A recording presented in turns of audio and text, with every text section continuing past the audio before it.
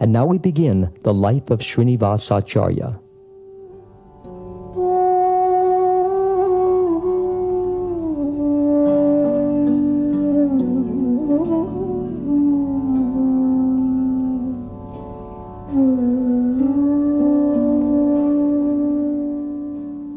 Srinivas Acharya was one of the most important Vaishnava teachers in the generation immediately following Sri Chaitanya Mahaprabhu. He is chiefly remembered as the illustrious disciple of both Gopal Bhatta Goswami and Jiva Goswami, and his achievements include leading the very first book distribution party in the history of Gaudiya Vaishnavism, converting to the Vaishnava religion King Birambir, the powerful Malla king of Vana Vishnupur, originating the Manohar Shoy style of kirtan, developing elaborate techniques for Manjari sadhana, and co-organizing the first Gaur-Purnim festival, the birth anniversary of Sri Chaitanya, which was held at Kaituri with Narottam Thakur, Shyamananda, and thousands of other Vaishnavas. The story of Shrinivas begins years before his birth with a pious Brahmin named Gangadhar Bhattacharya and his wife Lakshmi Priya, who lived in the small village of Chakandi on the eastern bank of the Ganges. They were to become Srinivas's parents. However, before his birth, they felt themselves unfortunate because, by the will of Providence, they had remained without offspring for many years. Gangadhar was a great devotee of Mahaprabhu and spent a good deal of his time hearing and retelling the stories of the great golden avatar. This predicted incarnation of Sri Sri Radha and Krishna had recently appeared in Navadvip and was performing pastimes or leela with his intimate associates. Gangadhar Bhattacharya desired to do more than just talk about these things, but due to social and familial pressures, he inwardly resolved to meditate in separation.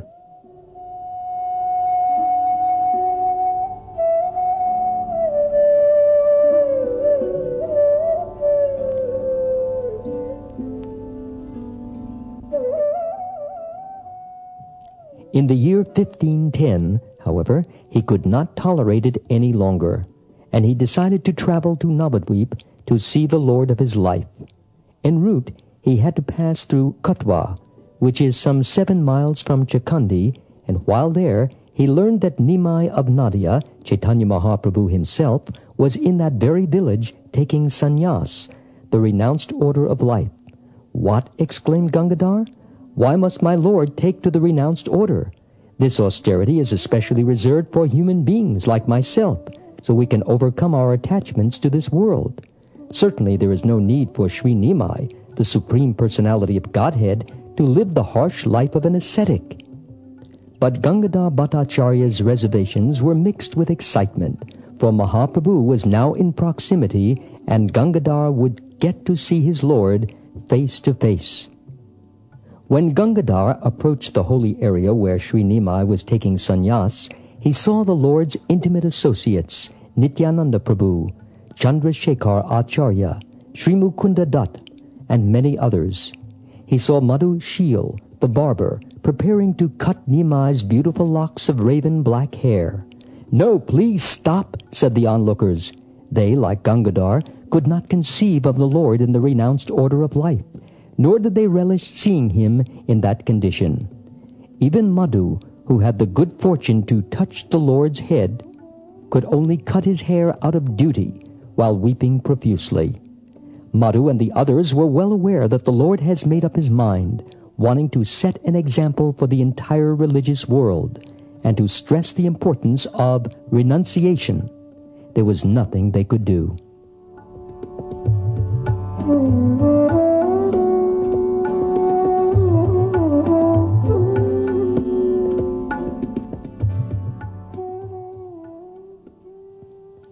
By the time Keshava Bharati, the sannyas guru, had uttered Nimai's new sannyas name, Sri Krishna Chaitanya, the crowds were in a state of shock. Beautiful Nimai is really taking sannyas. They believed their eyes, from which tears were now incessantly flowing. But the deed was done. Madhu, the barber, fainted in disbelief. did he shave the Lord's head? It was as if he were controlled by the Lord's own hand to fulfill the Lord's own inexplicable desire. Whatever had actually occurred, Nimai Pandit was now a sannyasi named Sri Krishna Chaitanya. Gangadhar was particularly moved by what he had seen, and yet all he could do was repeat to himself, Chaitanya, Chaitanya, Chaitanya. His eyes pleaded with everyone present as he tried to understand what had just transpired. But all he could do was mutter in a stupor of mixed emotions, Chaitanya, Chaitanya. Keshava Bharati's words resounded in his head over and over.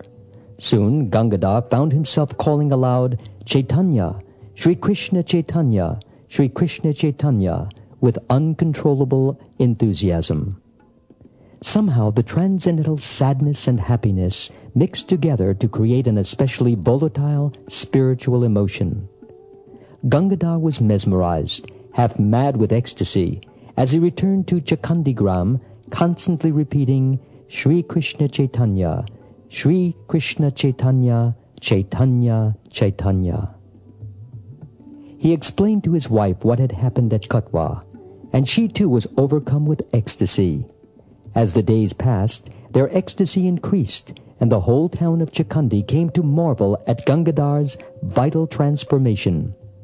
In fact, upon seeing his uncontrollable absorption in Sri Chaitanya's name, which was contagious, his wife and the villagers of Chakandi gave him a new nickname, Chaitanya Das.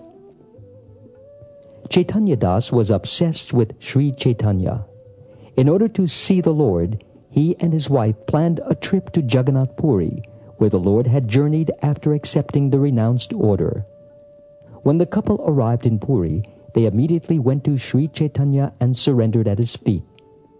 At that time, the Lord showed them special mercy, saying, Lord Jagannath is very happy that you have come here. Go to the temple and see his deity form. The lotus-eyed Lord is extremely merciful, so please go to see him.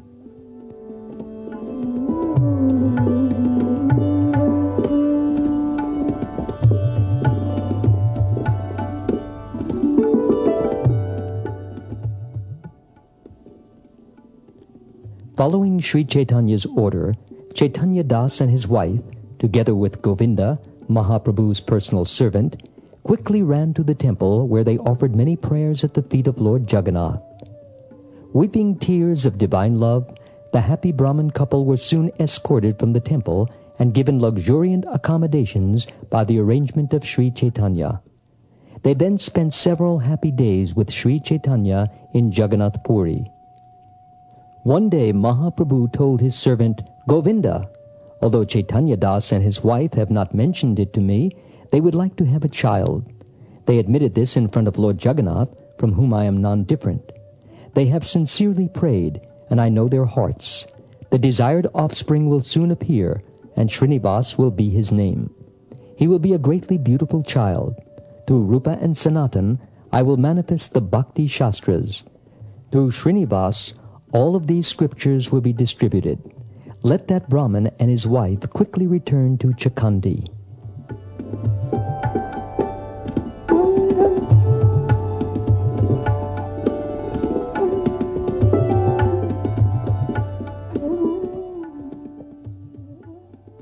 The couple returned to Chakandi and conceived a child, a beautiful baby boy. They named him Shrinivas. The exact year of his birth is now unknown, for none of the authorized biographical sources mention it. Nonetheless, at least 5 prominent theories exist, placing his birth as early as 1517 AD or as late as 1585.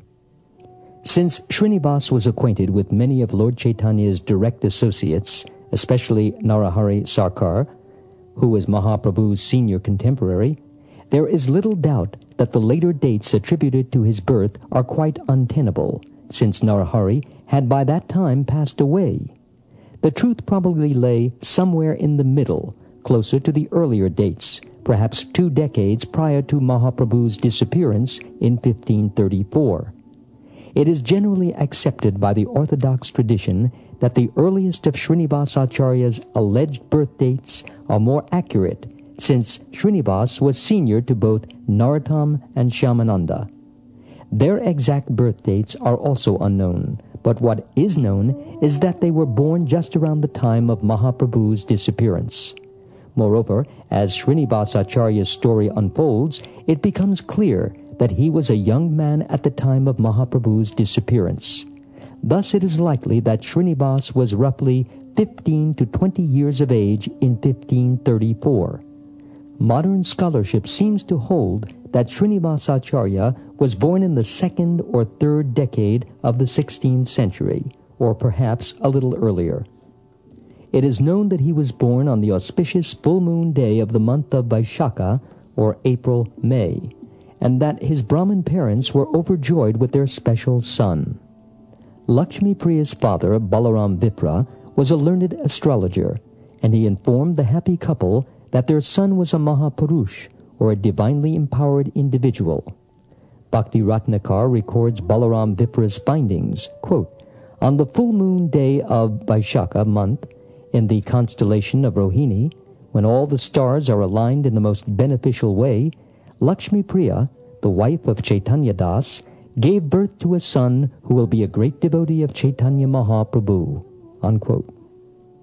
In fact, the boy's bodily luster was just like molten gold, and thus reminiscent of Lord Chaitanya. He had a long, elegant nose. His beautiful eyes extended like huge lotuses. He had a broad chest and arms extending down to his knees, also like Lord Chaitanya. This much is described in the first chapters of both the Bhakti Ratnakar and the Prema Vilas.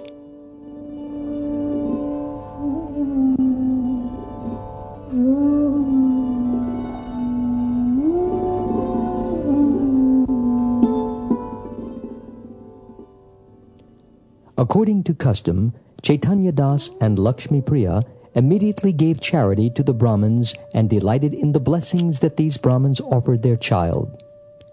In pursuance of these blessings, Lakshmi Priya would constantly and prayerfully sing Gaur Kirtan into the child's ears.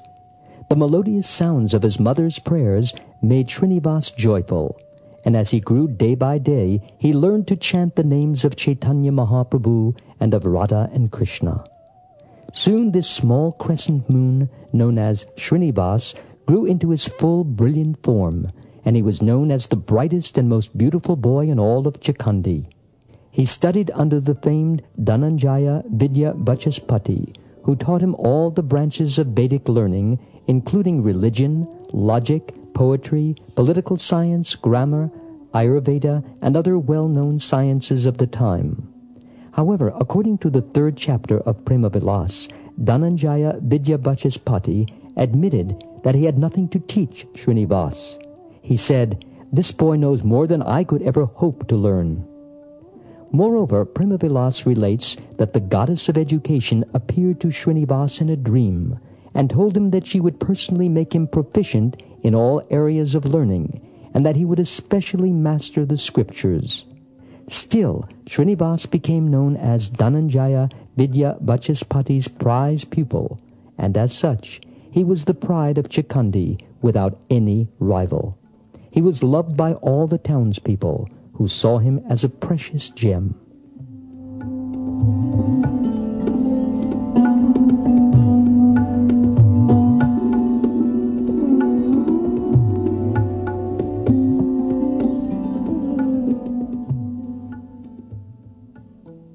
Due to Srinivas's popularity, he came in contact with Narahari Sarkar of nearby Srikhanda, who was Lord Chaitanya's intimate associate. Because of Narahari Sarkar's intense devotion, he was allowed to sing glorification of Chaitanya Mahaprabhu in Mahaprabhu's presence, even though out of humility the Lord dismissed anyone else who would sing his glories. This distinction, bestowed upon Narahari by Mahaprabhu himself, impressed Srinivas, who consequently accepted Sri Narahari as his first instructing guru. According to all authorized sources, after young Srinivas met Narahari Sarkar, the boy began to exhibit ecstatic symptoms. Narahari had a profound effect upon him, giving him spiritual instructions and telling him that he should go to Puri to see Sri Chaitanya Mahaprabhu. As Shrinivas was thinking of going to Puri, his father became ill, and after 7 days of fever passed away from this mortal world. It was a great shock to the family, and Shrinivas did all that was possible to console his aggrieved mother. Meanwhile, the omniscient Sri Chaitanya Mahaprabhu prepared his associates for Shrinivas's arrival.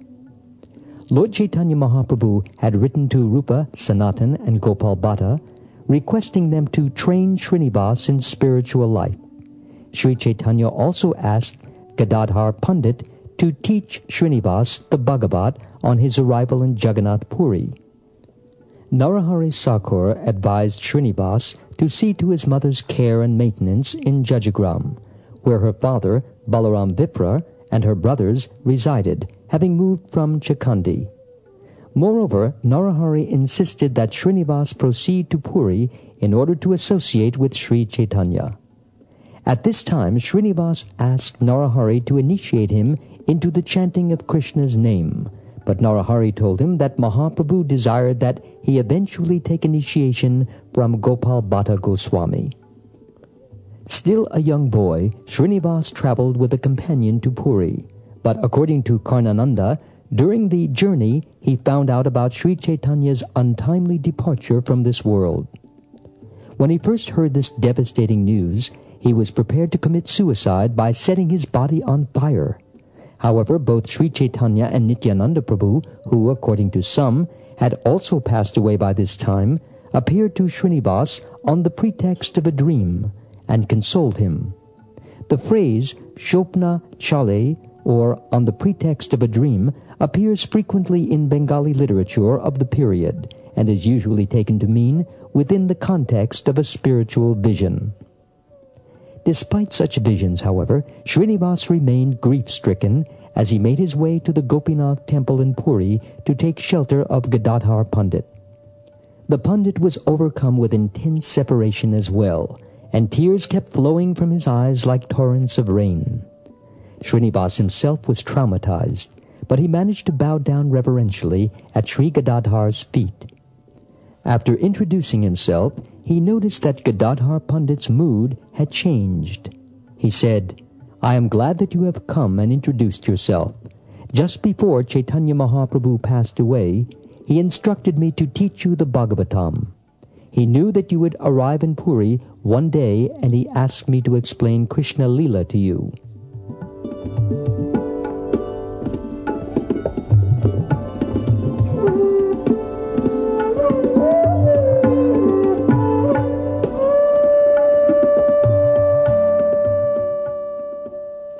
Although Gadadhar Pandit now rejoiced in the prospect of fulfilling one of Mahaprabhu's last desires, he was suddenly overcome once again with grief. He said, "I cannot teach you Bhagavatam at this time, O young Shrinivas, for the manuscript in my possession has now become illegible due to the profusion of tears that I have cried on its pages." Historian D.C. Sen writes that the manuscript was mostly effaced by Chaitanya's own tears. Apparently, Mahaprabhu had given the manuscript to Gadadhar, but before doing so, he had cried upon its pages when he read of Radha and Krishna's separation. Shrinivas touched the sacred book to his head reverentially and began to experience ecstatic symptoms. Nonetheless, the problem of studying a book that had been rendered illegible remained. Both Sri Gadadhar and Shrinivas would not be swayed from their purpose. The will of Mahaprabhu, that Shrinivas study the Bhagavatam under Gadadhar Pandit, could not be obstructed, that is, if indeed it was the Lord's will. In an attempt to fulfill this divine decree, Sri Gadadhar sent a message to Narahari Sarkar in Bengal, requesting him to secure another manuscript of Srimad Bhagavatam, which he could then use to instruct the enthusiastic young Shrinivas. Narahari replied that another copy was available, and that a messenger should immediately be dispatched to receive the book. At Gadadhar's request, Shrinivas himself was sent back to Bengal to get the Bhagavatam. Sri Gadadhar told him to hurry, as separation from Mahaprabhu was intolerable for him, and he did not know how long he could remain in this world. However, before leaving Puri for Bengal, Shrinivas fulfilled a long-cherished desire to see Sri Chaitanya Mahaprabhu's direct associates by going to the homes of Ramananda Roy, Sikhi Mahiti, Sarvabhauma Bhattacharya, Bakreshwar Pandit, Paramananda Puri, Gopinath Acharya, and many others. He also went to see King Prataparudra, but according to Bhakti Ratnakar, the king had gone away to lament in solitude the Lord's passing.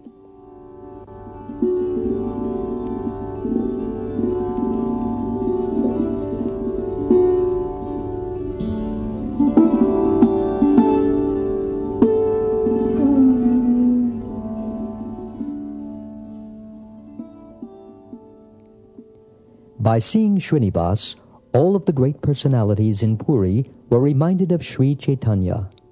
By observing Shrinivas's intense and unprecedented love of Godhead, the devotees could understand that he was Gaur Shakti, or the embodiment of the energy of Chaitanya Mahaprabhu.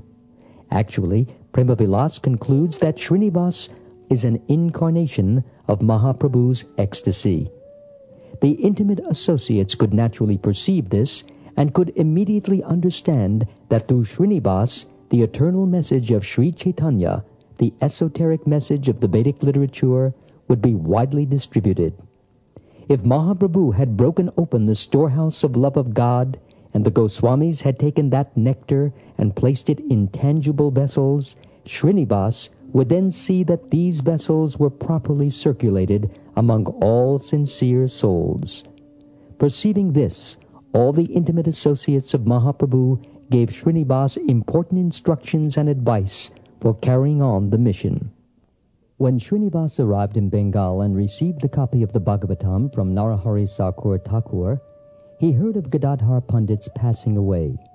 This was a terrible blow, and Shrinivas, now lamenting in separation, did not return to Puri. According to other authoritative versions, he didn't find out about Gadadhar's passing until he returned to Puri. Whichever version is correct, Gadadhar Pandit appeared to him on the pretext of a dream and encouraged him to go forward. At that time, Shrinivas reflected on the inconceivable will of the Lord. Why did he take away the personality who was to teach him the Bhagavatam? Was there a new plan? Was someone else to teach him the sacred scriptures? In fact, he would soon study under Jiva Goswami, the most respected scholar in all of Gaudiya Vaishnavism. The original plan of studying under Gadadhar Pandit was meant to entice him, to whet his appetite, and to make him mad with the mood of separation toward the Lord and his devotees.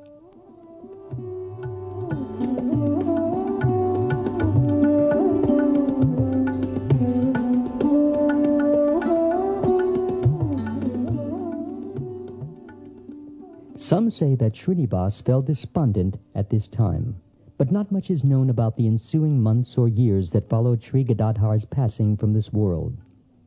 It is generally assumed that Shrinivas spent this time at first in a heartbroken state, and then in serious meditation and study. There is no account of his life for the next several years in the available biographies. The books by Karnapur, Narottam, and Nrsingadev Kaviraj may have recorded it, but we have not yet been able to trace them entirely, except passages quoted in contemporary and later writings. He seems to have continued his studies, as he was still in his teens. When Sri Janava Devi, the wife of Nityananda Prabhu, went to Vrindavan, Rupa Goswami asked her to send Shrinivas from Bengal to Vrindavan as soon as possible. On her return to Bengal, she asked Narahari to do this, as Rupa was waiting to train him. It was Sri Chaitanya's command to the Goswamis of Braja to train Shrinivas, and Narahari advised him to hasten so that the command should not be violated. This request seems to have heightened Shrinivas's desire to study bhakti literature with Rupa and Sanatan Goswamis, but he was still staying at home. Had he gone to Vrindavan then, he would have met Rupa and Sanatan. But instead he resolved to visit the homes of Sri Chaitanya's principal associates on the way, halting at Navadvip to visit Sri Chaitanya's home. This is the second time that young Shrinivas had behaved in this way, first with Gadadhar Pandit and now with Rupa and Sanatan. Perhaps Srinivas's enthusiasm to associate with Sri Chaitanya's direct followers in Puri and Navadvip was so overwhelming that he was unable to heed the sagacious advice of his forebears. Some say that all of this was the will of Providence, so that Srinivas would take initiation from Gopal Bhatta Goswami. Others opine that Shrinivas, by his example, was merely teaching something about the unequivocal importance of sacred pilgrimage and the association of devotees. Whatever the case, Shrinivas was enthralled with the home of Sri Chaitanya in Navadvip or Mayapur, where he met Vishnu Priya Devi, the Lord's revered widow, and her esteemed servants, Vamsivadana Thakur and Ishan Prabhu. They all blessed Shrinivas, and he stayed with them for several days, hearing the pastimes of Sri Chaitanya. During those few days, he watched Vishnu Priya perform severe austerities. For example, she would chant the Maha Mantra, Hare Krishna, Krishna Krishna, Hare Hare, Hare Rama, Rama Rama, Hare Hare, over each grain of rice in her possession. When she was finished with her daily chanting, she would eat only the grains she had set aside with each mantra. Truly, Shrinivas said, this is a wife who is worthy of Sri Chaitanya.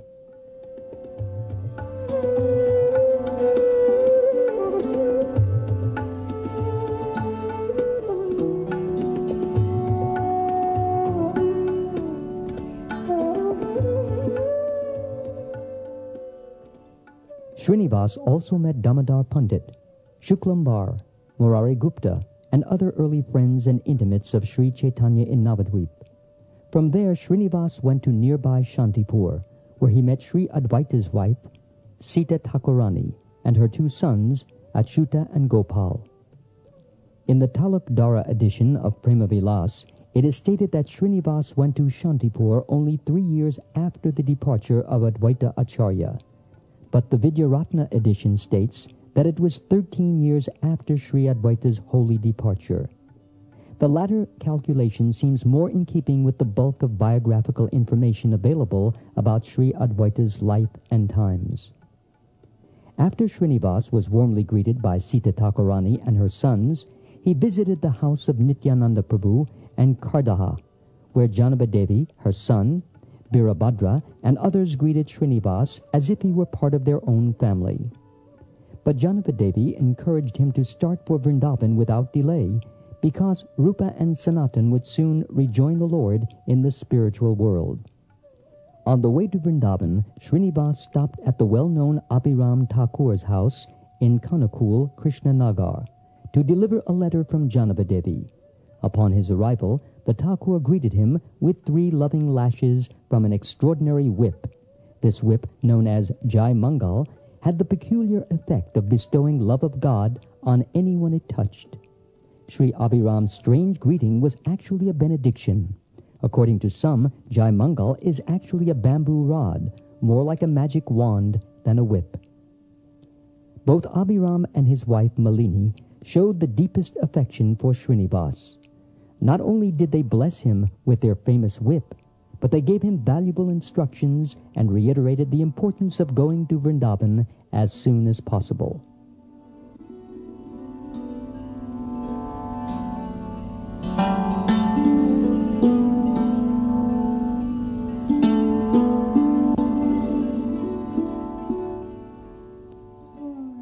While continuing his journey, Shrinivas stopped in Katwa, where his father had witnessed Mahaprabhu adopt the renounced order of life. Next he passed through Agradvip, where the 3 famous Ghosh brothers, Vasudev, Govinda, and Madhava, had established their temple, and then he proceeded to Ekachakra, the birthplace of Nityananda Prabhu. Finally, Shrinivas made one last stop in Jajigram to say farewell to his aging mother, Lakshmi Priya, and to once again visit Narahari Sarkar, whom he considered his beloved guru. Narahari was concerned about Shrinivas's delay in going to Vrindavan, and he asked him to leave immediately.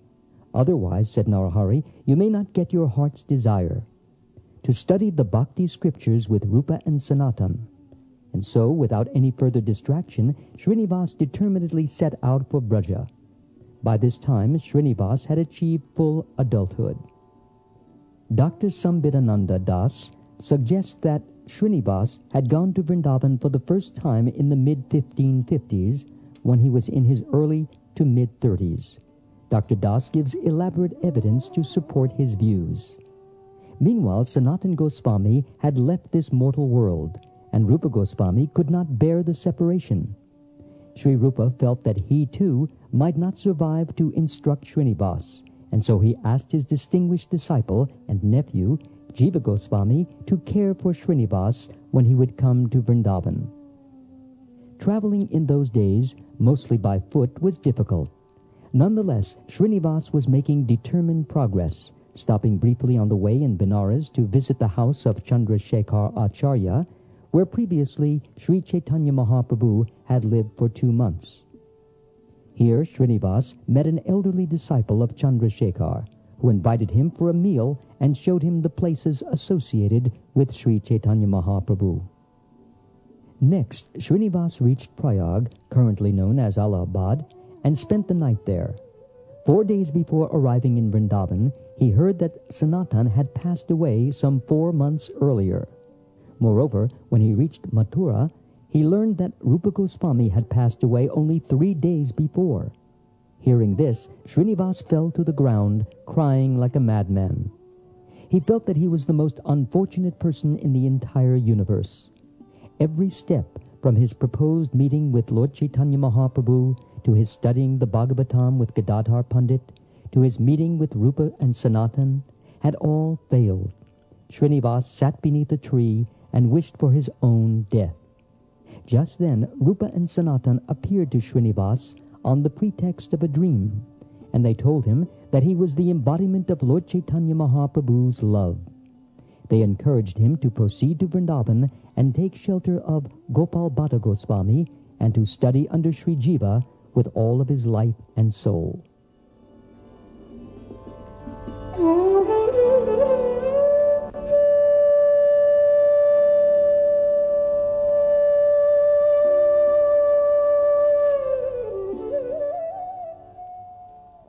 Hearing the words of Sri Sanatan and Rupa relieved Shrinivas's heavy heart to some extent.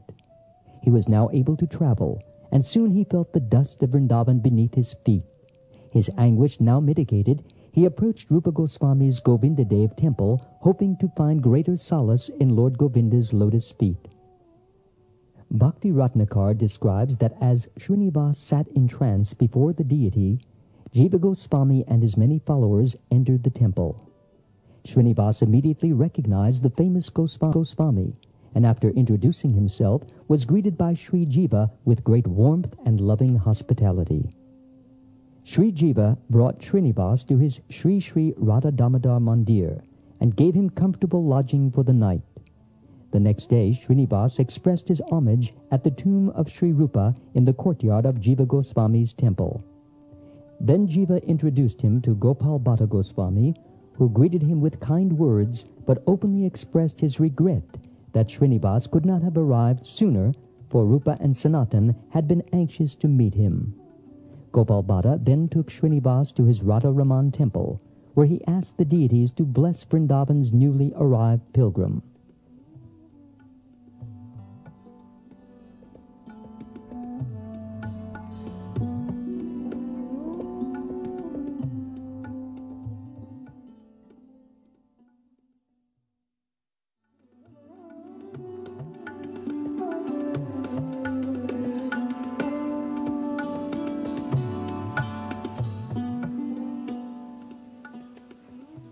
According to the 6th chapter of the Prema Vilas, Gopal Bhatta Goswami revealed to Shrinivas at this time that he, Shrinivas, is Mani Manjari in the spiritual realm. Gopal Bhatta also told him that in this eternal spiritual identity, upon which he should now consistently meditate, he will always assist Guna Manjari, or Gopal Bhatta himself, who is also known as Ananga Manjari, in her service to Sri Sri Radha and Krishna. This was to be his inner meditation from that day, and this would lead Shrinivas to the perfection of self-realization. Gopal Bhatta Goswami explained to him that this mode of devotional service is called Ragatmaka Bhajan. After revealing these confidential truths, Gopal Bhatta Goswami and Jiva Goswami gradually introduced Shrinivas to all the inhabitants of Braja.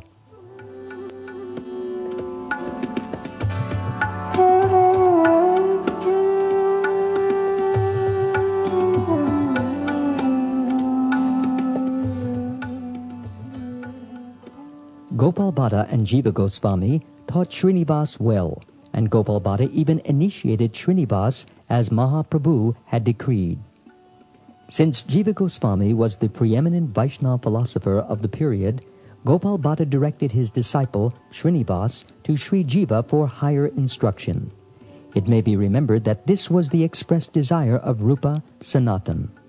In fact, Prema-Vilas makes it clear that it was Sri Jiva who personally took care of Shrinivas and gave him a thorough spiritual education. Another young scholar, the illustrious Narottam, had already been placed under Jiva's tutelage. Narottam was originally initiated by Lokanath Goswami, but was sent by Lokanath to Sri Jiva for additional spiritual instructions. Narottam had been studying under Jiva for 1 year when Shrinivas arrived in Vrindavan. Then young Dukhi Krishnadas came as well, being sent by his guru, Hridoy Chaitanya.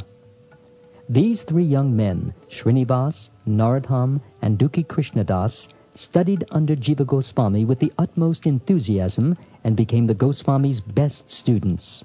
They were widely known as inseparable friends. Jiva Goswami ordered his 3 pupils to study the forests of Vrindavan with Raghava Pandit, who, as an incarnation of the intimate gopi, Dhanishta, in Krishna's pastimes, knew all the sacred groves as well as their significance for the bhakti movement. Bhakti Ratnakar dedicates 5 long chapters, the entire 5th wave, which comes to 3,937 Bengali couplets, to the wanderings of Raghava Pandit with Narottam and Shrinivas throughout the 64 kroshas of Mathura Mandala. These pilgrimages are enunciated as a detailed science with references to theology, morphology, and ontology. Dukhi Krishnadas accompanied them on pilgrimage according to some accounts, but according to others, he joined them afterwards. As time went on, Shrinivas, Narottam, and Dukhi Krishnadas were given a special mission. They were to distribute the books of the Goswamis, the Bhakti Ras scriptures, especially in Bengal, where Vaishnavism was widely embraced, but where its underpinning in philosophical literature was wanting. Janava Devi had visited Rupa and Sanatan in Vrindavan some years earlier, and was well aware of the prolific spiritual literature that the Vrindavan Goswamis were producing. So she contacted Jiva Goswami and suggested that the books be sent to Bengal. To comply with her wishes, Sri Jiva summoned his 3 best men.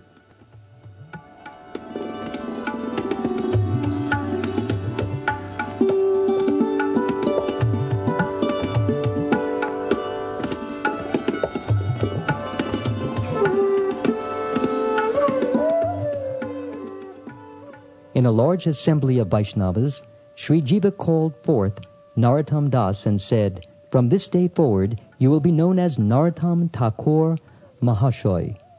Then he called Shrinivas and said, "You will be known as Shrinivas Acharya." And finally to Dukhi Krishnadas he said, "Because you have brought pleasure to Srimati Radharani, you will be known as Shyamananda." After giving him these titles, Sri Jiva told them of their traveling Sankirtan mission to Bengal, Orissa, and other provinces of India.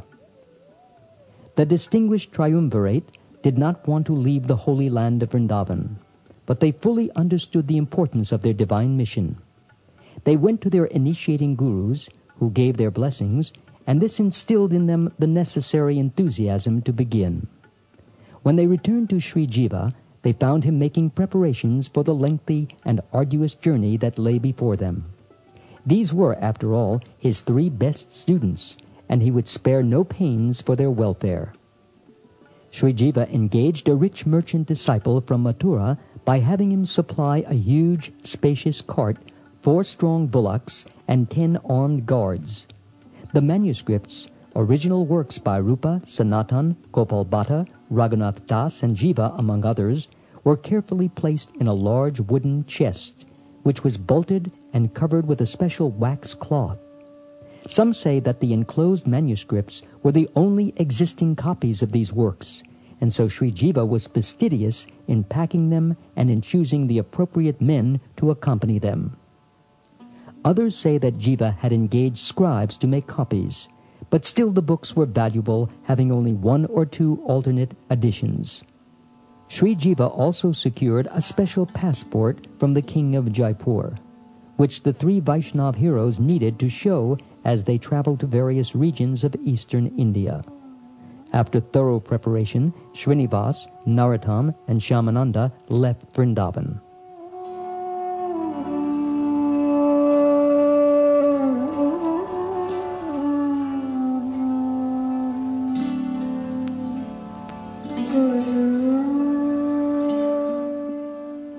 As they commenced their journey toward Mathura, several devotees, including Sri Jiva, accompanied them, unable to bear being separated. As the caravan neared Agra, the well-wishers fell behind. Now their journey was underway. There could be no turning back.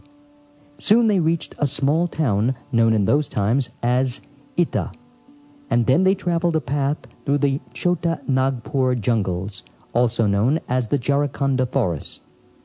Leaving Magadesh on their left, they arrived in Tamluk, where they camped for the night.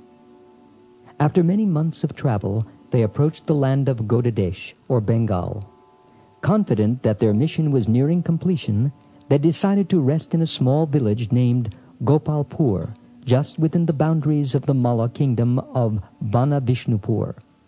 Here the priceless cargo of books was stolen. The king's dacoits were following Shrinivas, Narottam, and Shyamananda for some time, carefully surveying the well-protected cart of priceless manuscripts from afar.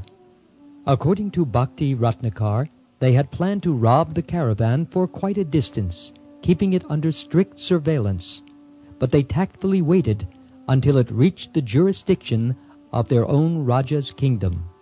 The court dacoits soon detected that only 15 men accompanied the cart, 10 armed soldiers, 3 holy men, and 2 cartmen.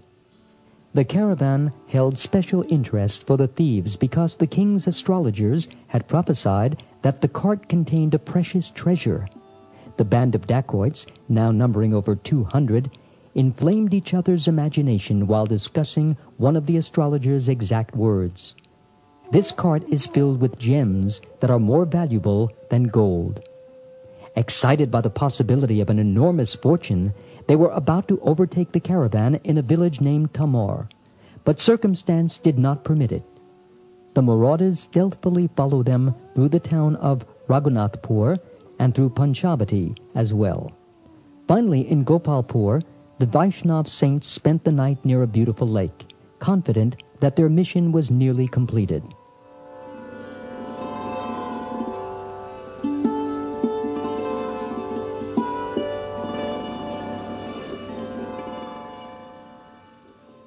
The dark night and luminous stars were the only witnesses to the surreptitious theft of the manuscripts, as all 15 men slept deeply due to their arduous journey.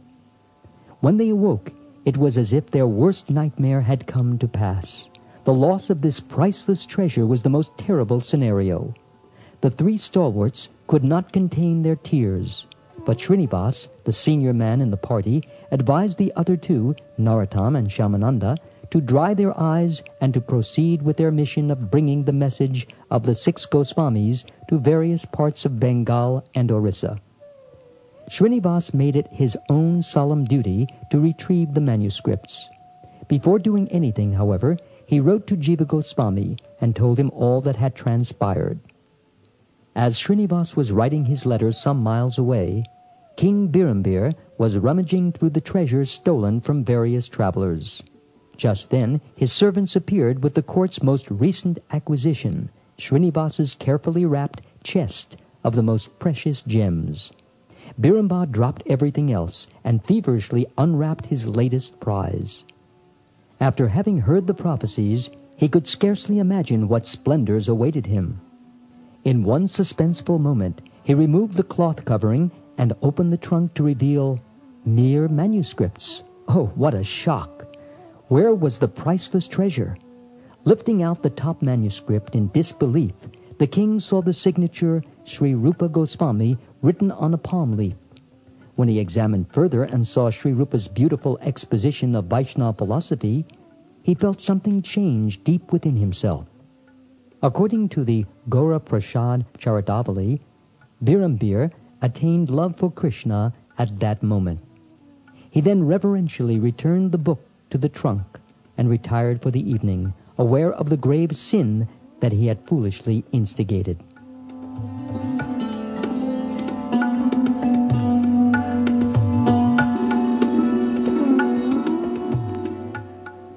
As the king rested, he had an unusual dream. He saw a beautiful and effulgent person whose body was filled with divine energy. With a loving smile, that person spoke to him, "Do not worry. Soon I will come to Vishnupur and we shall meet. I will retrieve my manuscripts, and you will be relieved of all sinful reactions. At that time your joy will be boundless. Know for certain that you are my eternal servant, life after life, and I am your eternal well-wisher." The next morning the king awoke and started his life anew, waiting for the day when his mysterious dream would come true. Meanwhile, Shrinivas Acharya made his way to the outskirts of Vishnupur, where he met a Brahmin resident named Sri Krishna Ballabha. The two pundits became friends, and Krishna Ballabha graciously invited Shrinivas to be a guest in his home. Gradually, he realized Shrinivas's exalted position and surrendered to him as a pupil. In due course, Krishna Ballabha mentioned that the king regularly convened a Bhagavatam study group for all who were interested. Shrinivas was extremely curious as to the nature of the Bhagavatam presentation and asked Krishna Ballabha to take him to the next meeting.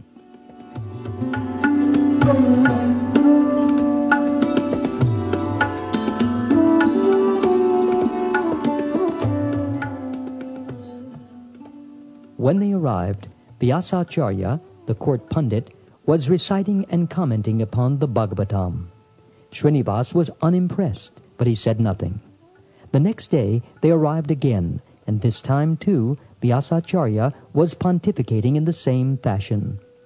After 2 weeks of the court pundit's intolerable display, Shrinivas could not contain himself, and so after the meeting he spoke to Vyasacharya. He said, "You, sir, do not follow the text, nor are your commentaries in line with Sridhar Swami or the other standard exponents of Bhagavat philosophy." Vyasacharya listened to Shrinivas's comments, but ignored his advice. However, the king, who was nearby, overheard what was said and found it interesting. The next day at the recital, Vyasacharya again attempted to elucidate the esoteric section of the Bhagavatam that delineates Sri Krishna's Rasalila. Respectful but firm, Shrinivas interrupted with a question. He said, "Sir, how can you comment on such confidential subjects without referring to the authoritative statements of Sridhar Swami? You are obviously unfamiliar with his work." Vyasacharya now became angry. He didn't like being challenged in front of his sycophantic assembly, who were accustomed only to his peculiar rendition of Bhagavatam commentary. Before another word was said, however, the king, who was in the audience, began to defend Srinivas's position. He said, "How is it that this Brahmin scholar finds fault with your explanations? Perhaps your interpretations are questionable." To this, the arrogant Vyasacharya replied, "Who can interpret the text better than I? This newcomer is an upstart, and he dares to question me in the presence of your majesty." Then he turned to Shrinivas and indignantly quipped, "If you are such an authority on the Bhagavatam, why don't you come sit here and explain these same verses in a more brilliant way?" Shrinivas rose to the challenge. He recited the Bhagavatam verses in the most melodious style, and then he spontaneously commented upon them with great verve and authority. He drew upon all existing Vaishnava explanations, and yet offered his own unique presentation. No one had ever heard such a masterful enunciation of Bhagavat philosophy. The king encouraged him to go on, allowing him to speak for several hours. When he finished, the whole assembly applauded and were ecstatic with Shrinivas's contagious love for Krishna. The Acharya could not believe his ears. He was defeated, but he was happy. King Birambir was greatly moved and spoke to Shrinivas. He said, "No one has ever come to this kingdom and shared so much love and scholarship in the way that you have. Please tell me your name, and from where do you come?" Shrinivas replied, "My name is Shrinivas, and I am a native of this country, Bengal. I came here to see your magnificent court and to relish the Bhagavatam." The king then gave him the best accommodations in the palace and asked him to stay as long as he liked.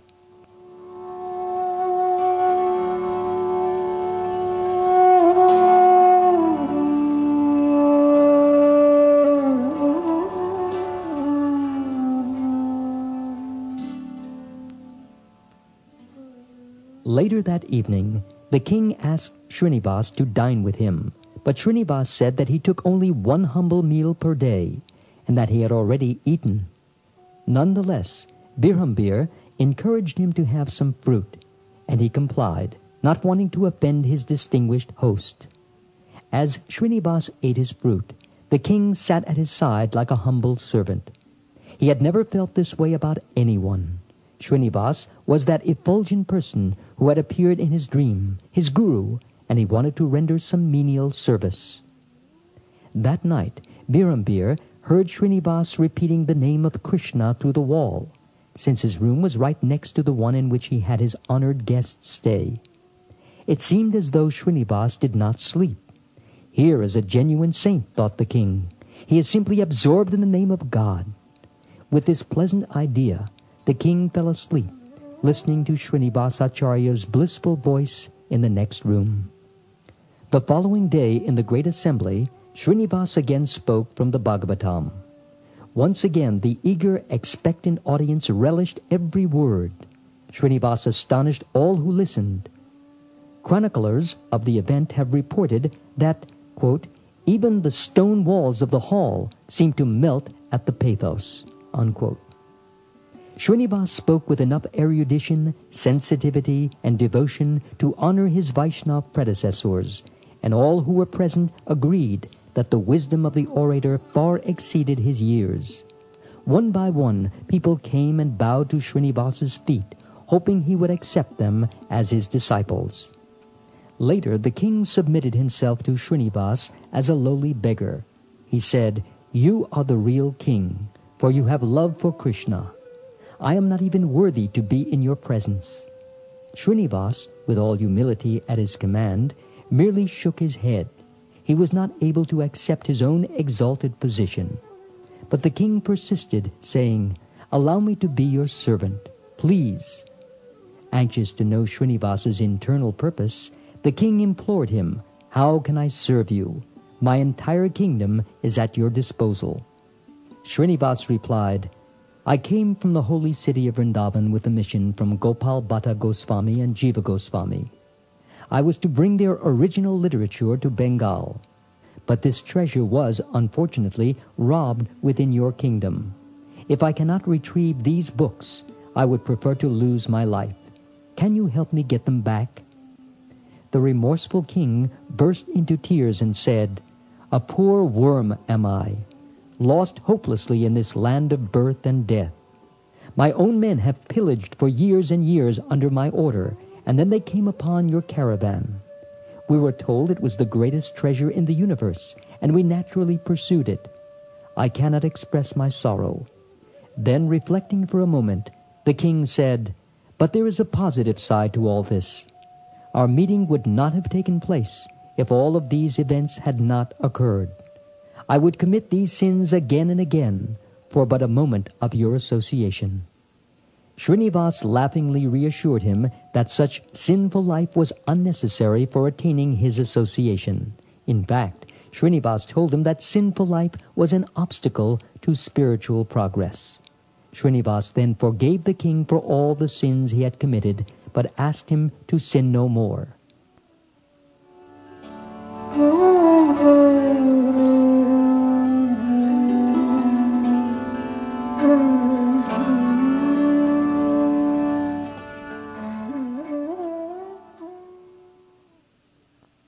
Grateful for Shrinivas's mercy, the king led him to the room where his treasures were kept, and there Shrinivas saw the trunk with the Goswami literature. At that moment, Shrinivas experienced ecstatic symptoms, and as a merciful gesture, he took the garland of flowers from his own neck and placed it on King Birhambir. Shrinivas then asked the king to bring him tulsi leaves, flower garlands, sandalwood paste, and other paraphernalia for worshipping the sacred books. The king brought him everything, and with rapt attention he watched Shrinivas perform the elaborate initiation ceremony that followed. By reciting the Maha Mantra, Hare Krishna, Krishna Krishna, Hare Hare, Hare Rama, Rama Rama, Hare Hare, in the king's ear, Shrinivas initiated him. According to the Prema Vilas, Shrinivas gave him the name Hari Charan Das.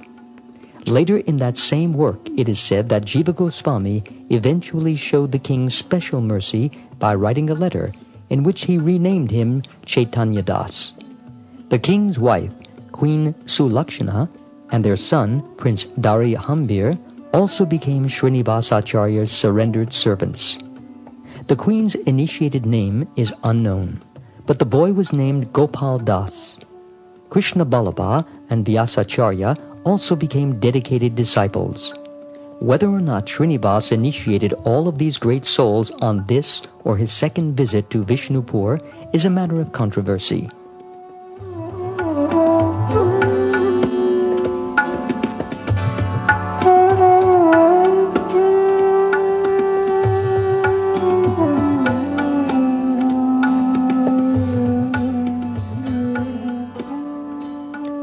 Vishnupur soon became a great center of Vaishnavism. The initiation of the king and his loyal subjects was an epoch-making event in the history of the Gaudiya tradition. In all of India, it was only in Vana Vishnupur that Gaudiya Vaishnava culture and art developed without any foreign or distracting influence. Even the Muslim intrusion was minimal. Consequently, the architectural and sculptural art of Bengal from the beginning of the 17th century onwards is nowhere found in such abundance and in such pristine form as in the Vaishnava monuments of Vishnupur. This is one of the many virtues of royal patronage. King Birhambir reigned from 1596 to 1622, and at that time he wrote many devotional songs in praise of Krishna, Mahaprabhu, and Shrinivas Acharya. Much of his exquisite poetry can today be found in Bhakti Ratnakar and in Pada Kalpataru. The king's mellifluous voice, reflected in his literary work, assisted in his newfound task of spreading Vaishnava teaching throughout his domain. In this he was quite successful. Shrinivas had thus accomplished his mission in Vishnupur, and when he wrote to Jiva Goswami, informing him that the books had not only been retrieved, but that the main bandit, a king, had taken up the banner of Gaudiya Vaishnavism, all of Vrindavan rejoiced and sang the glories of Shrinivas Acharya. Other important events occurred during this period. For example, although King Birhambir and his entire kingdom were now converted to Vaishnavism, and Shrinivas was in the process of developing an important center there, the Acharya needed to again see his dear friends Narottam and Shyamananda. He had written to them of the developments in Vishnupur, but he knew little of their activities. Furthermore, he had heard that Narahari Sarkar Thakur was ill and preparing to die, and so he wanted to go to Srikhanda to see him as well as his own aging mother in nearby Jajagram. In addition, Shrinivas's marriage occurred around this same time. Bidding his leave of King Birhambir, Shrinivas took the chest of books to Jajagram. Upon arrival there, he told the devotees exactly what had transpired. All of the holy town's inhabitants, especially his loving mother, rejoiced in his company. But they had some heartbreaking news for him as well. They told him that Srimati Vishnupriya had passed away from this world. This was Sri Chaitanya's widow, whom Shrinivas had met, and who had since become an important personality in the preaching mission of Bengal. When Shrinivas heard of her demise, he was in a state of profound remorse. Unable to control his emotion, he fainted. Such was his love for the intimate associates of Chaitanya Mahaprabhu. The Jajagram devotees did their best to revive and console Shrinivas, and after some time he recovered. A few days later, a message came from Narahari Sarkar and Raghunandan Thakur requesting Shrinivas to come to nearby Srikhanda. Shrinivas immediately left to see his two well-wishers, who had guided him so nicely in his youth. It was during this meeting that Narahari Sarkar suggested that Shrinivas take a wife. Sri Narahari said, "Your mother is a great devotee. She has for many years been rendering valuable service in Jajagram. You should fulfill whatever small desire she might have. Personally, I know for a fact that she would be very happy to see you married. Since she is a great devotee, you should comply with her wishes." On the advice of Sri Narahari, Shrinivas resolved that he would soon marry and raise a family.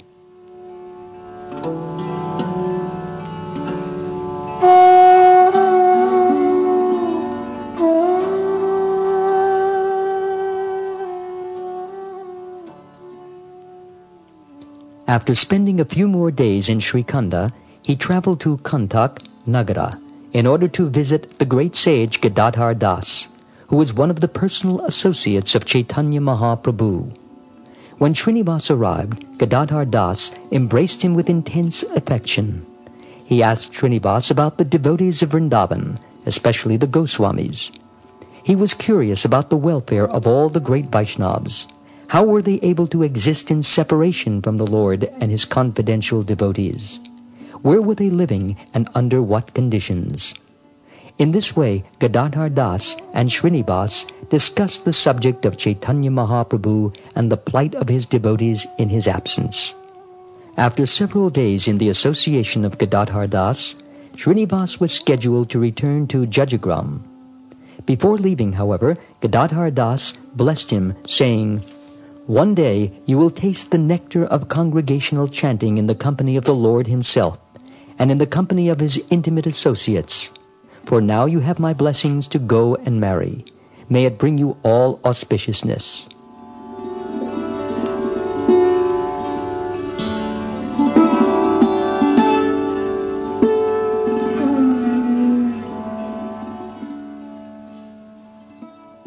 The words of Gadadhar Das touched Shrinivas deeply, and meditating on their import, he returned to Jajagram.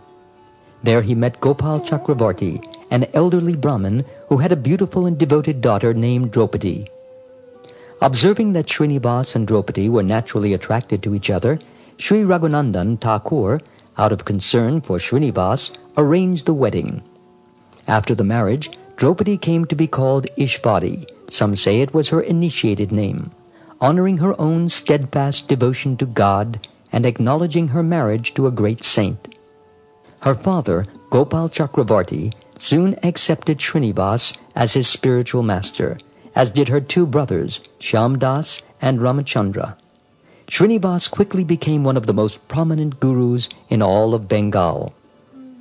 After some time, his wife gave birth to a son, and when he wrote to Jiva Goswami in Vrindavan about the blessed event, he received an exuberant reply in which Jiva named the boy Vrindavan Ballabha. Soon after, Shrinivas married again. Polygamy was not uncommon in Shrinivas's time, but it was rarely encouraged. His second wife was also a great devotee, and after initiation, she was known as Gauranga Priya, although her name at birth was Padmavati. One may wonder why Shrinivas found it necessary to take a second wife. Most of the standard biographies do not elaborate, stating merely that the second marriage followed the first one by a few years. But the Anuraga Bali informs us that his most intimate disciples insisted that he remarry upon the untimely death of his two sons from Ishvari. Apparently, they were concerned that his bloodline should not die out.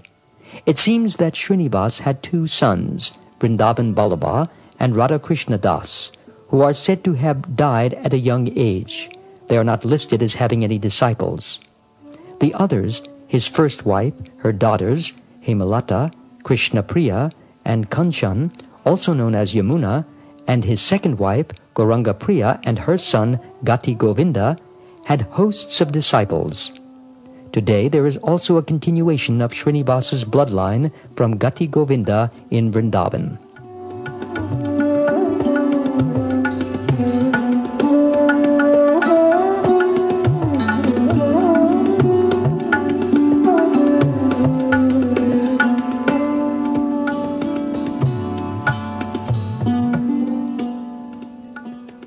Meanwhile, Narahari Sarkar Thakur took his final breath after seeing Shrinivas one last time.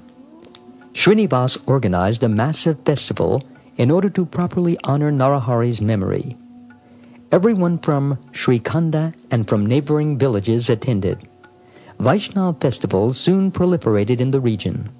For example, Shrinivas started an important preaching center in Barkuli by installing the deity of Radha Vinod, or Krishna, in the house of one of his prominent disciples, Govinda Chakravarti. Such installation ceremonies were accompanied by elaborate festivities, including singing, dancing, and distributing sacred food or prasadam. It was through this method that the movement was spread throughout Bengal. Before elaborating upon Srinivas's second sojourn to Vrindavan, it would be appropriate to describe some of his important disciples, especially because Ramchandra Kaviraj, one of his most renowned followers, had accompanied him on this second trip to Vraja. Ramchandra was considered Srinivas's other eye and other arm. They were so close that they were considered as one soul. Ramchandra and his famous brother, Sri Govinda, who was also a disciple, were the sons of Chiranjiva Sen, Mahaprabhu's intimate associate. Both were celebrated scholars, artists, and poets, but Ramchandra came to be widely accepted as Srinivas's most noteworthy disciple. This was in some measure due to Narottam Das Thakur, who, at Srinivas's request, took charge of Ramchandra and forged an intimate friendship while schooling him in all the details of Vaishnava philosophy.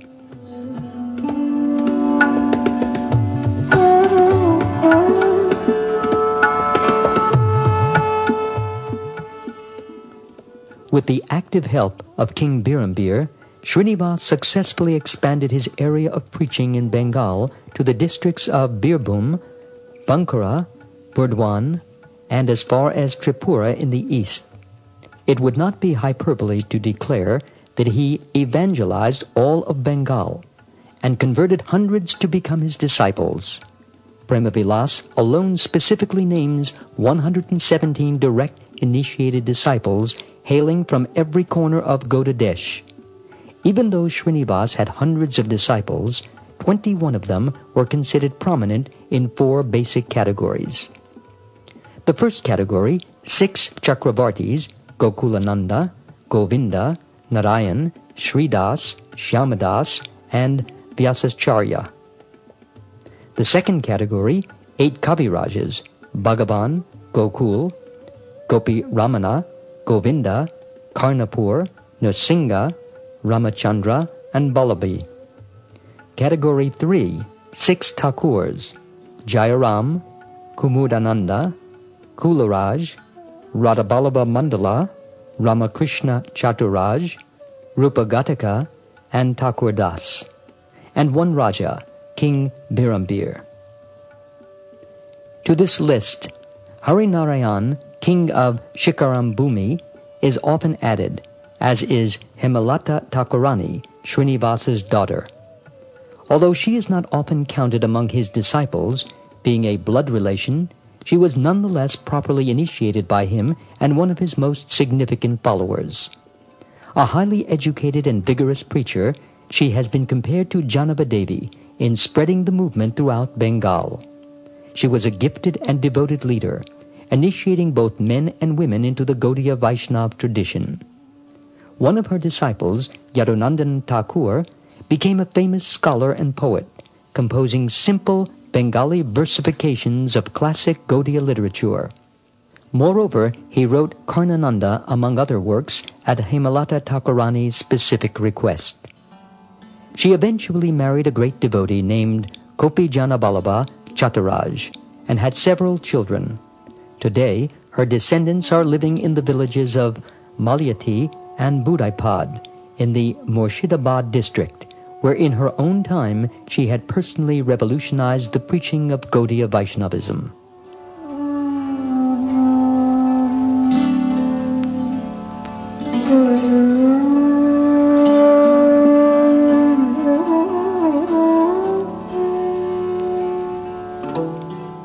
Shrinivas's second journey to Vrindavan, mentioned earlier, in which he was accompanied by Ramchandra Kaviraj and also by his son Vrindavan Ballabha, is important for a number of reasons.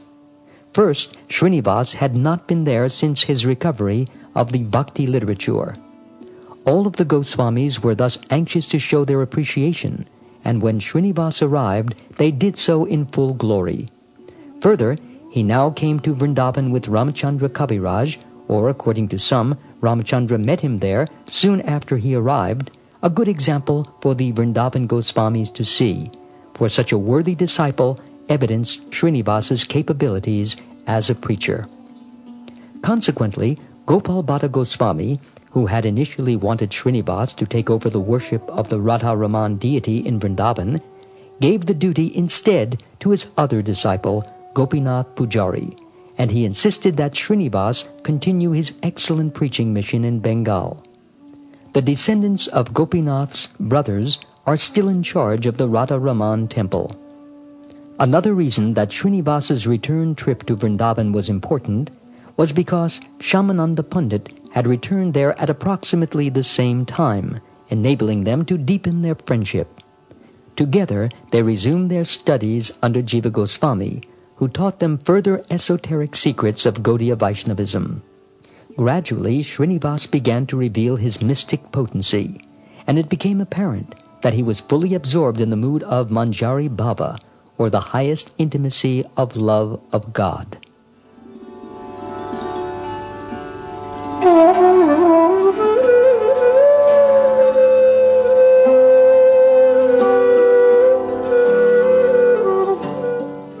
After several months in Vrindavan, Shrinivas, along with Shyamananda and Ramachandra Kaviraj, returned to Bengal because the missionary work there was incomplete and was encouraged by Sri Jiva and the other Vrindavan Goswamis. Stopping in Vana Vishnupur, they went to see King Birambir, who was delighted by the presence of his guru and the other two Vaishnav luminaries. The king's devotion was reflected throughout the kingdom. In the words of D.C. Sen, quote, Raja Birambir would not do anything without the advice of his guru, Shrinivas Acharya, even in political matters. His, Shrinivas's, voice prevailed alike in the court and in the domestic circles of Vishnupur. We find that repeating the name of God a fixed number of times was made compulsory by penal law in the state. Sacrifice of animals at the altar of the gods was also discountenanced, though not actually prohibited by law. Worldly dignity attended the guru who had brought spiritual glory to the country.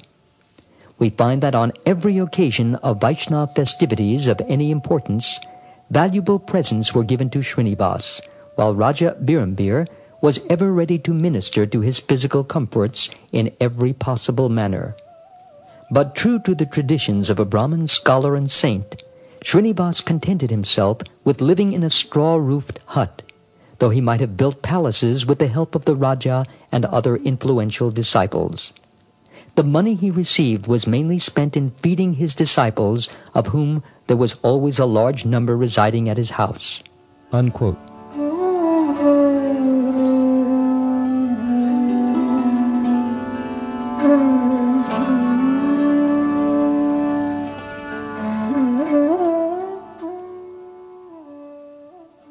The pervasiveness of Vaishnava Dharma in Bengal, and particularly in Vishnupur, lasted well after the time of Shrinivas and into the following centuries.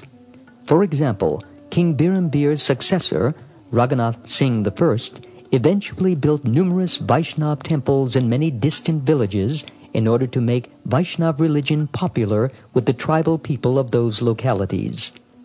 In fact, the kings of Vishnupur, from the time of Birambir onward, assumed considerable responsibility for the material and spiritual well-being of their subjects. They contributed ample endowments for the maintenance of shrines and other religious institutions. Not only did they request all citizens living within the jurisdiction to chant the holy name, as noted by D.C. Sen, but they introduced an extensive system of espionage to see whether their subjects were observing the prescribed religious obligation. To this end, King Gopal Singh, in the subsequent generation, used to go out in disguise in order to detect whether his subjects were actually repeating the names of God while chanting on their japa, rosary-like beads. In this connection, however, the Vishnupur kings were far from merciless. Most of their subjects readily complied with their religious mandate. Others, who did not, were obviously disinclined to live in a Vaishnava community, and as much in consideration for them as for the state, the authorities asked them to leave.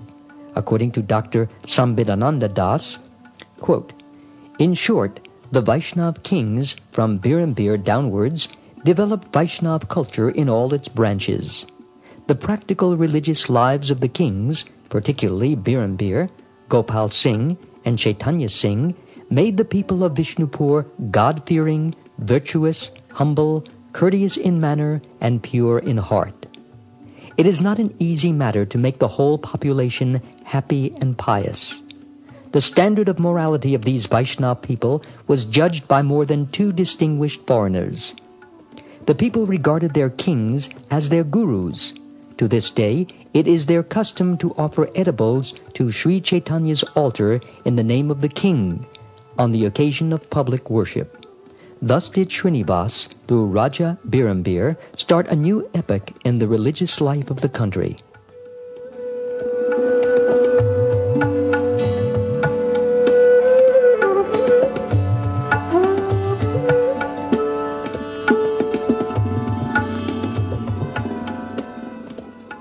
While in Vishnupur, Shrinivas showed the highest level of Krishna consciousness. He was an exemplary Ghostiyanandi, a preacher, as is evidenced by his traveling Sankirtan party and by his enthusiasm to spread the bona fide message of the Bhagavatam to all who would listen. He was also an excellent Bhajananandi, an inner worshipper, as is seen by his absorption in Manjari Bhava, or his inner meditation on his ontological form as a maidservant of Srimati Radharani. In this connection, one interesting story, among many others, is related in all of Srinivas's authorized biographies. Once, while in Vana Vishnupur, Shrinivas fell into a trance while meditating on his form as Mani Manjari in the spiritual realm. As he fixed his mind on Radharani's water sports in Vrindavan, he relished watching her splash about in the Yamuna with Krishna and her intimate gopi friends. But in the middle of her playful dealings, her nose ornament fell into the dark blue waters, and only Rupa Manjari noticed that it had fallen from her moon-like face. At this point, Rupa Manjari winked at Guna Manjari, or Gopal Bhatta Goswami in the material world, who, knowing the mind of Sri Rupa, dove in to look for the lost nose ring.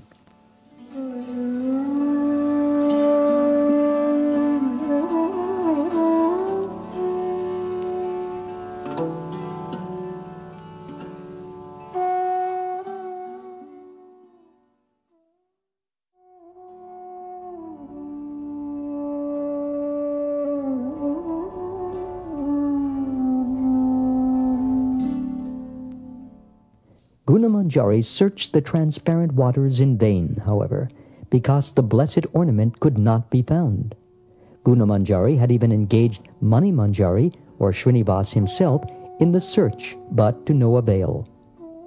Shrinivas continued his meditation on this pastime, day and night, for 3 days without a break.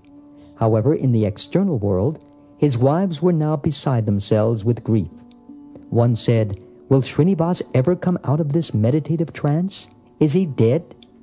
His body had become stiff, and his breathing was slight. His wives started to cry out loud. Soon the king came running, and when he observed Shrinivas's condition, he too was deeply concerned. He said, "The body requires food. If the Acharya does not soon return to our plane of existence, he may permanently leave us." Nonetheless, the king consoled himself and Shrinivas's wives when the court physicians examined Shrinivas's body. It was still in a healthy state. But how long can even the healthiest man exist without food?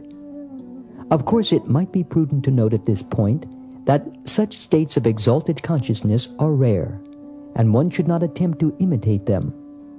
According to the Vedic tradition, those who are in the neophyte and intermediate stages of devotional service, bhakti yoga, should concentrate on required vidhi sadhana under the direction of a bona fide spiritual master, and it is by this method that one can gradually attain the higher levels of bhava and prema as exhibited by Shrinivas Acharya.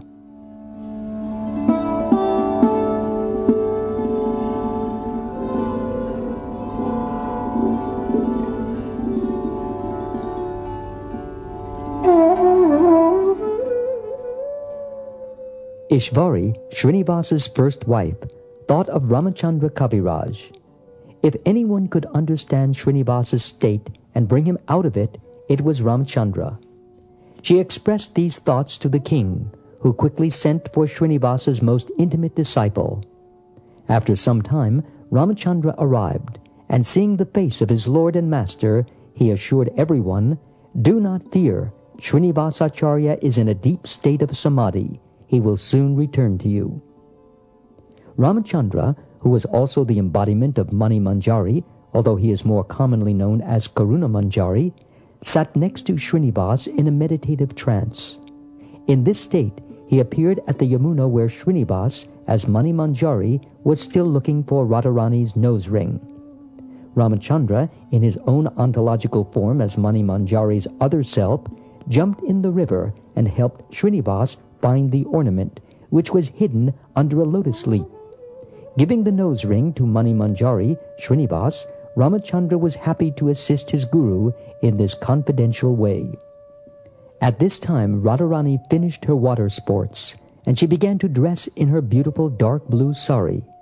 Her intimate gopi friends naturally assisted her, and when there was one last ornament to place on her person, the nose ring, Guna Manjari confidently looked to Mani Manjari, who, in perfect timing, came out from the Yamuna and delivered the desired apparel.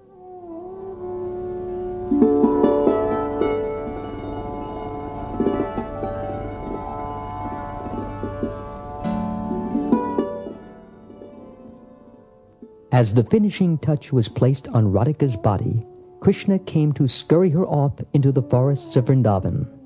The gopis and manjaris watched in disbelief, mesmerized by the unparalleled beauty that emanated from the divine couple. The scene engulfed them with intense love, and their bodies showed symptoms of spiritual ecstasy. Just then Ramachandra Kaviraj broke his meditation, as did Shrinivas. They turned to look at each other once again in the external world. Laughing like madmen, they embraced and fell to the floor, their eyes emitting tears of love. King Birambir was never more ecstatic. His master had come back. Ishvari and Gauranga Priya cried tears of joy. All the devotees began to chant, "Hari, Hari!" A huge feast was brought in for the two sadhus who had just returned from an expedition in consciousness, an esoteric journey to the spiritual world. The feast remnants were given to the inner circle of Vishnupur devotees. After eating, the devotees sat at the feet of Shrinivas and Ramchandra, who began to talk about the pastimes of Radha and Krishna throughout the night.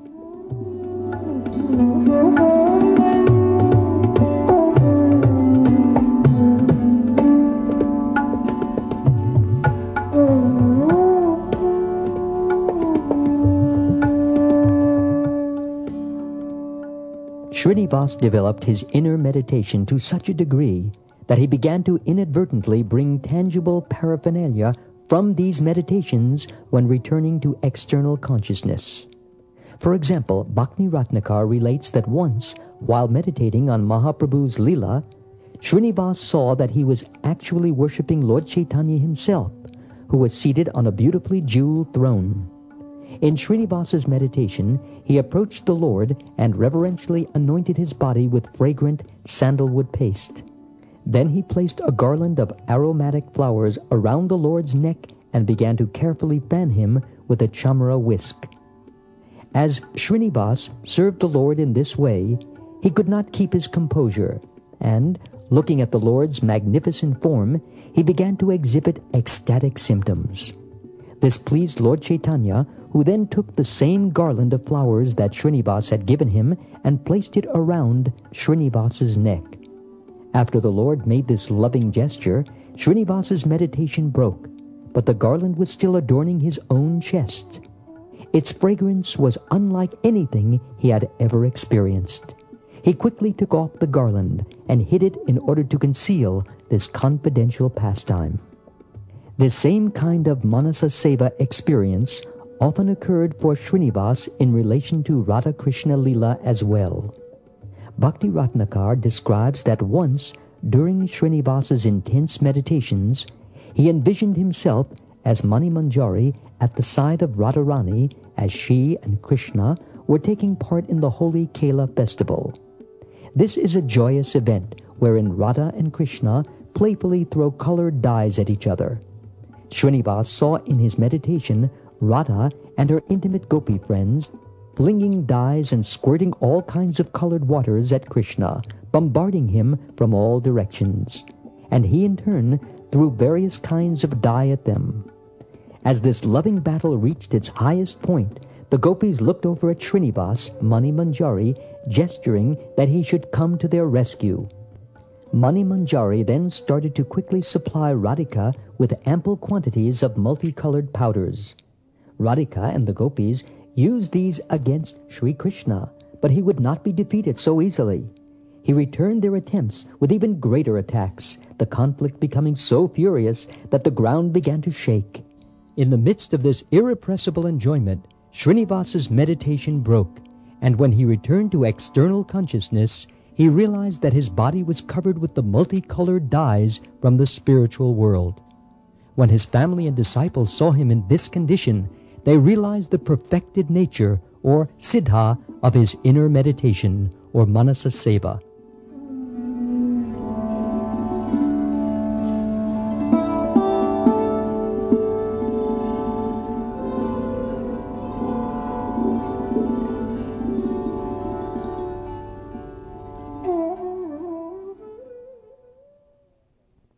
The activities of Srinivas Acharya can fill volumes, and they have, but our objective is to present an overview of his life and accomplishments. Our work is hardly exhaustive. Details abound in the Bhakti Ratnakar, Prema Vilas, Narottam Vilas, Anuraga Bali, and Karnananda. This latter work gives a brief summary of his daily life in Vishnupur, as well as the similar routine he followed upon his return to Jajagram. According to that text, in the early morning he would read from the following books, explaining and interpreting them for his disciples: Bhakti Rasamrita Sindhu, Vidagdha Madhava, Lalita Madhava, Hari Bhakti Vilas, Hangsaduta, Gitavali, Shatsandarbha, Bhagavatam, and Brahma Sangita. The study of these books would occupy him until 10 o'clock in the morning. Then, until 2 o'clock in the afternoon, he would chant his japa in solitude, occasionally worshipping Krishna according to his inner meditation. From 4 o'clock to 6 o'clock in the evening, he would perform kirtan, song and dance, with his disciples. The particular form of Padavali Kirtan, for which he became famous, is called Manohar Shoy, and some say that it is the only authentic classical style that has survived. For his own kirtans, he would generally select songs from the varied repertoire of Jayadev Chandidas or Vidyapati. At night, he used to instruct his disciples and discuss esoterica with them. It is said that Shrinivas composed only five lyrical padas. These are included in chapter 6 of Karnananda, 3 of which are also found in Padakalpataru. In addition, he wrote an excellent commentary on the Chatur Shloki of Srimad Bhagavatam, which is respected and studied to this day. And he wrote other works as well, including his famous Shat Goswami Ashtakam, 8 prayers to the 6 Goswamis. While his literary work is not voluminous, its quality in terms of content and writing style is nectarine, leaving an indelible and unique mark on the Gaudiya tradition.